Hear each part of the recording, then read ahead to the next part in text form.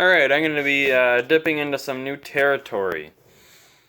We're going to be doing some SMD work, and I picked this up for $2 about 3 years ago. I guess it's closer to 3 years ago now. Fell into the parts bin because it got SMD, and I was too big of a scaredy cat to take care of that. Has these crappy automatic brand AA5 cans. Power switch had some problems. I had to stick some pennies into it from this side to make some cold solder joints stick. So I'm going to take care of that. Obviously we need tubes in here. It's okay. I got those covered. Standard AA5 AM lineup. Down here, you have all that stuff. This is a 1964. You can see that right here. September 18th, 1964. And the back side of the case here, which has the safety cord and everything, is dated August 27th, 1964. This is late 64. It's probably on the market in maybe around Christmas time or early 65. Something that I noticed here on this cardboard piece is that it says Sparta, Wisconsin, which is a town around here. I believe it's by, I don't know. I did know, but I forgot. But it's in my state, so it's worth $1 million, I guess. But anyways, I guess let's start off with the filter capacitor and cold solder joint here and work our way up. Because I just want to see with the filter capacitor and fixed solder joint if this thing works and how bad the SMD is. SMD is silver mica disease. It's when the mica sheets, the mica sheet capacitors go bad inside these cans here. When you run into this type of screw right here, they're actually pretty easy. It's not even a screw. Take a screwdriver. This one I actually made in manufacturing class in high school. And you just kind of wedge it under there and pry up, and it just pops right out. It's kind of nice. Little friction held thing. Just looking at this power switch right here, or I guess volume control, I can see what one's bad. That big glob one right there. Looks like the culprit. Yep, you can almost see the break in there.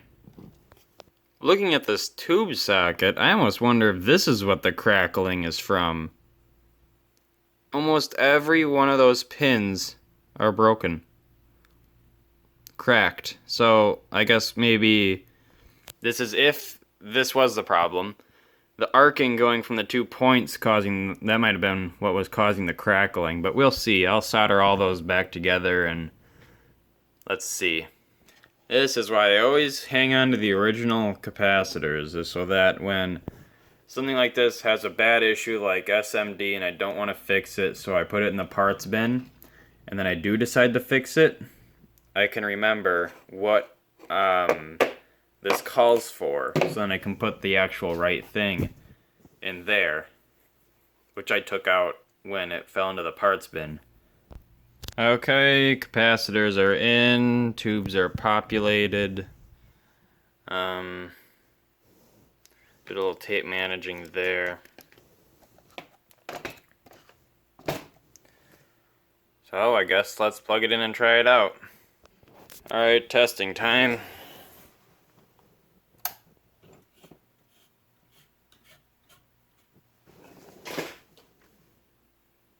Clock ain't working.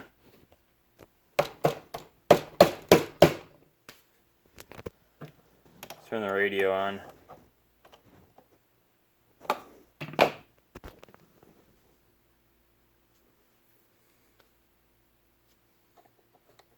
I might know why the clock isn't working.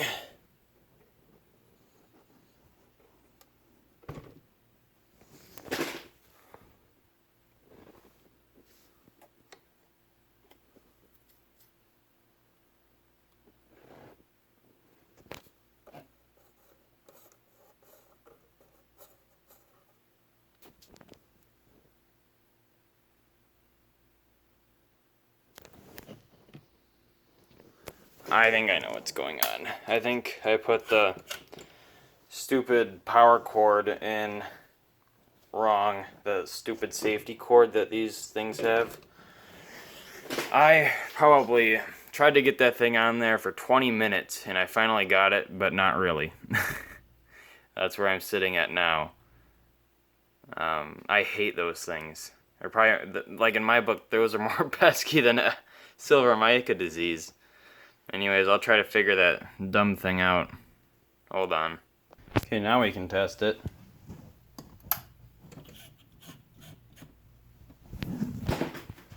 There we go. Let's turn on the radio.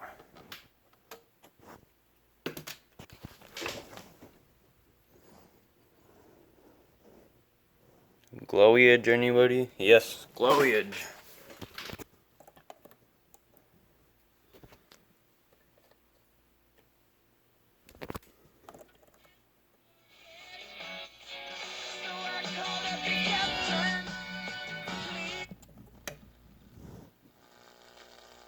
You know, I think that was the problem. I don't hear the SMD. They want to bring pain, which he had a black eye, so it just fit.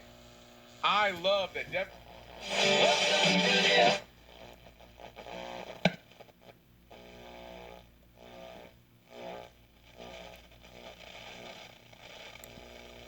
Maybe there's a little bit there. I don't think so.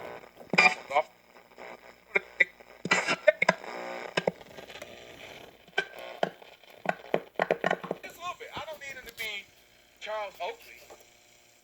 I didn't need him to be Isaiah Thomas and Scottie Pippen if they were in that. That's awesome. Does the glowy thing still work, or is it flickering?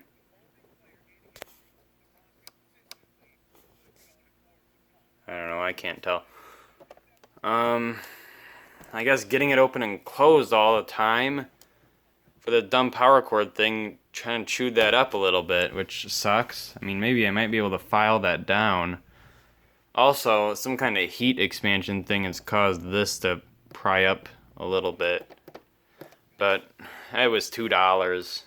I mean, it's a cheap, simple as can be, basic All-American 5 vacuum tube Westinghouse. It can take a beating and keep on ticking. I do have to design and 3D print knobs for this, though. I have one original knob, but the other one is long gone somewhere. I don't know where it could be. Probably in my parts bin, I'm assuming. Because I keep good note of where I keep those things. But whatever. It might turn up, but if it doesn't, then 3D printing some might be kind of cool. I get to try out some software. I just need parts for my 3D printer since it broke. But let's see. Oh yeah. So don't worry, the parts here won't be going to waste because I have several other radios that have SMD, but this was the cheapest one for me, so if I somehow broke it by trying to fix the SMD stuff, I wouldn't be in a hole. The other stuff was like $10. The stuff that I have around here that has SMD is like $10. So, I mean, it's, you know, $10 is $10, but it's not going to make me not be able to eat for a week or something if I accidentally fry the thing. But, yeah, I'll be as careful as I can be. I always try to do that, but sometimes you kind of lose track and then mess up, and you learn a lesson those times. But anyways, thank you for watching. Let's see, I guess join my Discord server. There's a lot of other people on there. It's fun, it's free. Love to have you there. And I'll see ya.